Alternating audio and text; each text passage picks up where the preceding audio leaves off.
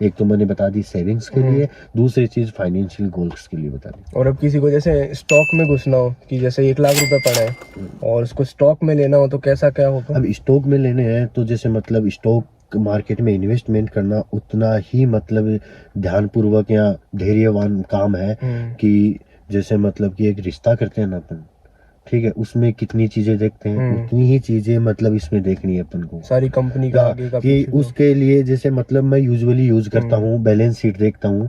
तो जैसे कॉमर्स के स्टूडेंट हैं उनको तो वो नहीं आती दिक्कत, बाकी लोगों को आती है। तो कम से कम ज्यादा से ज्यादा ये देखना चाहिए कंपनी का 5 साल से परफॉर्मेंस कैसा है, पीयर कंपनी यानी उसकी कंपैरिजन की कंपनियों के अंदर उसकी क्या कहाँ पे परफॉर्मेंस चल रही है, ठीक है। फिर उसके जैसे मतलब वो बोलते हैं डिविडेंड कितना दे रही है, जैसे मतलब वो हर साल क्वार्टरली अगर प्रॉफिट निकाल रही है, अगर उसमें अपन शेयर खरीद इन्वेस्टमेंट कर रहे हैं तो अपन उसके पार्टनर हो गए, चाहे परसेंटेज में कुछ ना हो, 0.00 में कुछ ना हो, कैसे दे रहे, केस फ्लो कितना है, कंपनी पे कर्जा कितना है। तो ये तो मतलब वो हो गया जैसे जिसको पूरा पता हो, जैसे कोई बिगनर्स हो। तो बिगनर्स के लिए तो बता रहा हूँ ना, एक रिश्ता करते हैं तो अपन को पहले से थोड़ी ना मालूम होता है, नहीं मालूम होता ना। तो अपन क्या करेंगे, उस screener.in नाम की वेबसाइट है, उस पे जाएंगे। अब अपन को जैसे मतलब इन्वेस्ट करने हैं तो अपन पहले तो अपने यूजुअली जैसे मार्केट में काफी लोग हवा बनाए रखते हैं कि मैं टिप दे देता हूँ, टिप तो होटल में मिलती है भाई, उसके अलावा कहीं टिप नहीं मिलती। आपको खुद से इन्वेस्ट करना है तो अपन ये सोचते हैं किस में इन्वेस्ट करें। तो जैसे मतलब चारों तरफ नजरें घुमाते हैं, तो देखो सबसे बेस्ट जैसे मतलब कि अपन देखते हैं, आप क्या देखते हो मार्केट के अंदर सबसे ज्यादा चीज कौन सी चल रही है जो रेगुलर यूज में आ रही है और आगे भी यूज में आती रहेगी उसकी कोई। स्टील हो गया, कॉपर हो गया, ये और सीमेंट का हो गया, ठीक है, और फाइनेंशियल जो भी है वो सब कर लेंगे। ठीक है, वो ठीक है आपकी।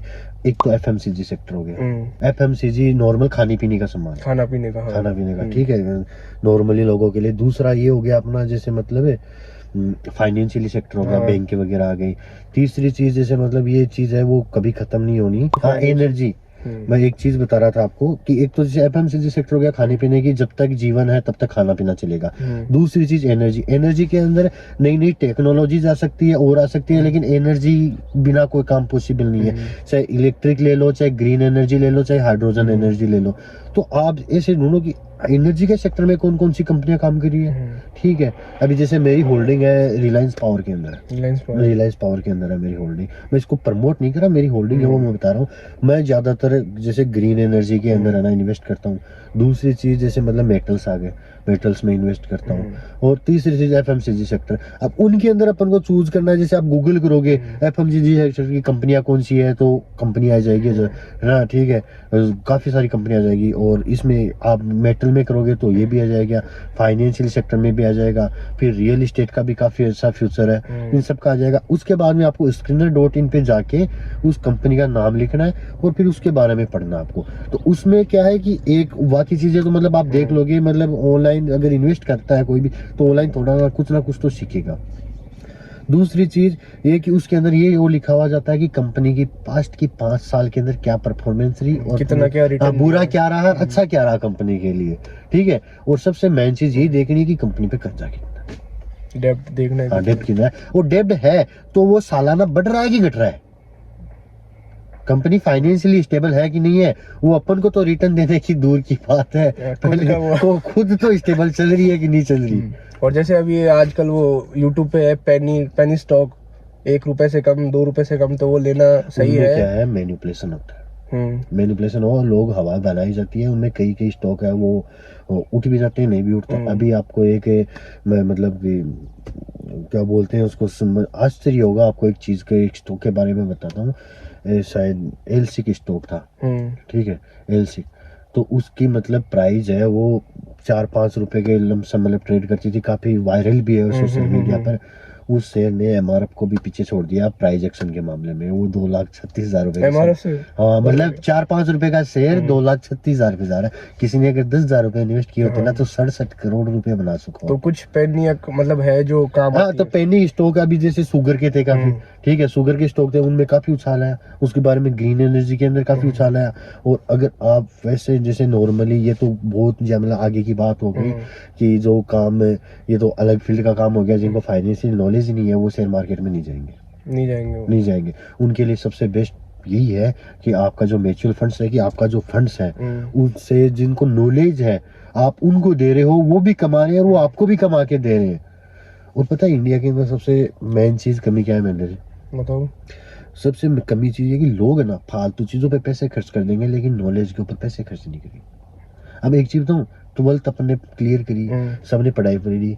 अब एक चीज बताऊं, अपन ने कितना सोच सकते हैं जितना अपन को नॉलेज उसी क्राइटेरिया में तो सोच उतना सकते ही हो हैं। पाएगा। क्या उस क्राइटेरिया से बाहर दुनिया नहीं है क्या? बहुत है, बहुत है। बहुत दुनिया है ना। मेरे को खुद को स्टॉक का नॉलेज नहीं है, तब है तो मार्केट बहुत बड़ा ही, बहुत बड़ा है। और अपन नुक्कड़ पे भी बैठेंगे तो स्टॉक की बात तो वहां पे भी चलती रहेगी।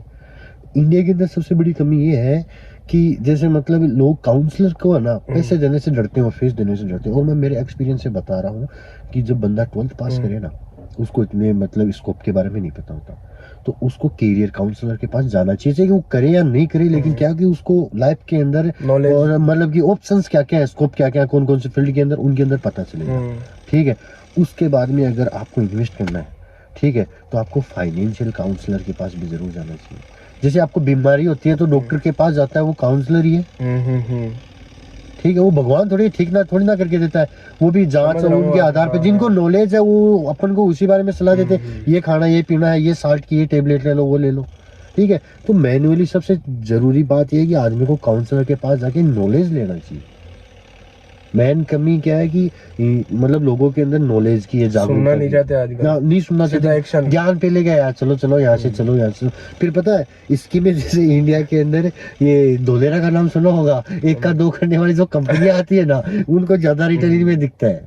ठीक है। ये बोलते हैं शेयर मार्केट तो जुआ है, वो है, मतलब इनको तो नकार दिया जाता है क्योंकि इन चीजों के बारे में सीख के घुसना पड़ता है। अगर आप बिना सीख के घुसोगे ना, आप 1 लाख रुपए लगा सकते हो। अगर आपने सीख लिया तो आप लाख रुपए लगाने से पहले 10 बार उसके बारे में रिसर्च करोगे। पूरा देखना पड़ता है, नॉलेज देखना पड़ता है कि नहीं पड़ता। तो अभी जैसे जिसको मतलब स्टॉक बिना नॉलेज के कोई बिगनर हो तो मैं बोलता हूँ स्टॉक मार्केट में बिगनर्स को मतलब डायरेक्टली नहीं घुसना चाहिए, उसको मतलब उसके बारे में स्टडी करनी चाहिए। जिनके पास टाइम नहीं है, ठीक है, वो क्या करें, म्यूचुअल फंड के अंदर मतलब डेब्ट फंड के अंदर इन्वेस्ट कर सकते हैं, उससे एसआईपी करवा सकते हैं। जैसे आप अपनी कमाई है डायरेक्ट मतलब इक्विटी में नहीं डाल सकते कि आपको रिस्क लगता है, क्योंकि अगर मार्केट डाउन आया तो अगर आपका 1.5 लाख का है रेशियो मतलब पोर्टफोलियो, वो भी 1 लाख पर आ सकता है, क्योंकि वो मार्केट पूरी एनएवी पर चलती है। ठीक है, कि कम मतलब कि आपकी जो लगाई हुई है कोई 100 रुपए की प्राइस पे अगर आपका पैसा इन्वेस्ट किया हुआ है, उसकी प्राइस 90 रुपए अगर आ गई तो भी आपका लाख रुपए है वो 90,000 हो जाएगा। ठीक है।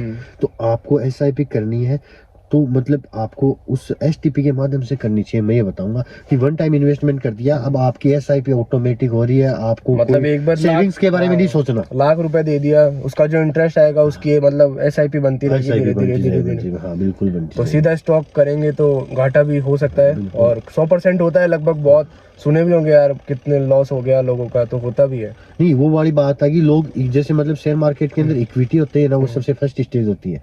लोग जो घुसते भी है ना, वो इक्विटी से बाईपास जाके सीधा ऑप्शन में घुसते हैं और वहाँ पे मनी को जीरो करके आते हैं। और मतलब किसी के नॉलेज से कर लिया, अपने दोस्त से पूछ लिया और पूछ लिया, तो बिना नॉलेज के खुद ही करना पड़ेगा स्टॉक में अगर करना है तो।